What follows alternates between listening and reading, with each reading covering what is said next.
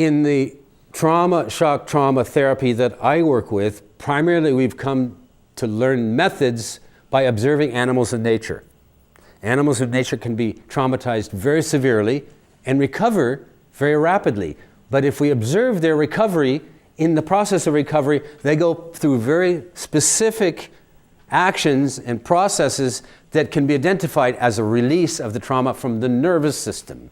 Shaking, trembling, moving of the skin, etc., etc. Also, trauma can be in respect to unfulfilled actions that are stored in the nervous system, much in the same way that commands are cued in the printer from a computer. I'm sorry I have to use that as a metaphor. I really am sorry, because I'd rather use the human body as a metaphor and other things as metaphors, but that doesn't work. So here's an example of that. Large animals, when they tranquilize large animals to tag them, to put tags, how they do this thing if they want to track where they are and their habits. So they'll tag the polar bear, whatever it is, they'll tranquilize them. So the polar bear is running along, boom, they shoot a tranquilizer. The polar bear goes out, they tag it. The people who work with those animals have learned a principle, which is when the tranquilizer wears off, they must be out of the area of the animal. They must not be. In other words, as the tranquilizer wears off, it's not that they're in danger of being hurt by the animal. They have to be out of the vicinity so the animal is not interrupted in its natural fulfillment of the unfinished actions that they were engaged in. So the polar bear's running, boom, they go out. When that polar bear comes out of the tranquilizer, this is useful information for anesthesiologists, and I think they're aware of it too. The polar bear then goes through the motions, finishes the motions that were there recorded in the nervous system before he comes back to. If he does not do that, and if they don't allow him to do that, or if they interrupt that process, not only will he will not survive. He will not survive. He will not be functionable enough to function as a polar bear and survive following that. That's how extreme it is. So same with us, we have unfulfilled actions. If we do not release them some way, remember I was talking about how the charge up of the nervous system and the release of the nervous system by standing. That is successful discharge of the impulses. So a child is told by the parents, you must do that, and child, they want to do that because they're so frustrated because they're told, don't do this, don't do this.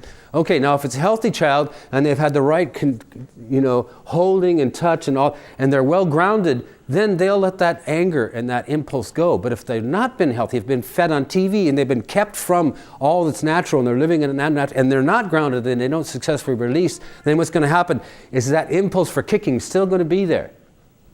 And so very often what they'll do is, you'll get this. And what is this? This is what they call in trauma work, it's an indication of it's preparatory. It's like they want to kick. And if you work with someone in trauma, I've done this with people in trauma, I say, okay, what do you feel? You'll see the person start doing this. What impulses do you feel? And if you can get them to focus more deeply into the impulse, and they begin to track it, they'll usually track it back here. There's some kind of tightness and tension. And you say, well, what's the impulse feel like? What does your leg want to do? It doesn't want to just do this forever, day after day, week after week, month after month, year after year. What does it want to do? And if you can really get them to focus into their sensations, back of this thing of grounding oneself in sensation, you really get them to move to that, they'll say, well, it wants to. I say, why don't you just see if you can just let your leg move the way it wants to move, but do it slowly. And it wants to kick. Because that's a natural defensive. This is another natural. That's another natural one. So all of these impulses, many of us in the trauma we experience, right? It's unfulfilled.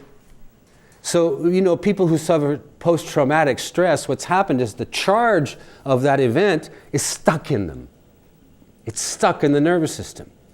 And because of our lifestyle, unlike the animal, unlike the polar bear or the gazelle that gets brought down in the teeth of the lion and then gets up and escapes and is fine after it shakes off, does the things it has to do.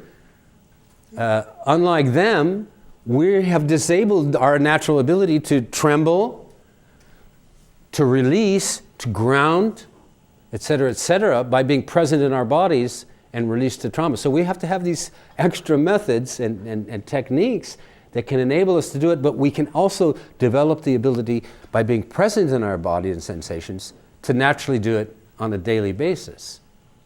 Does that make sense?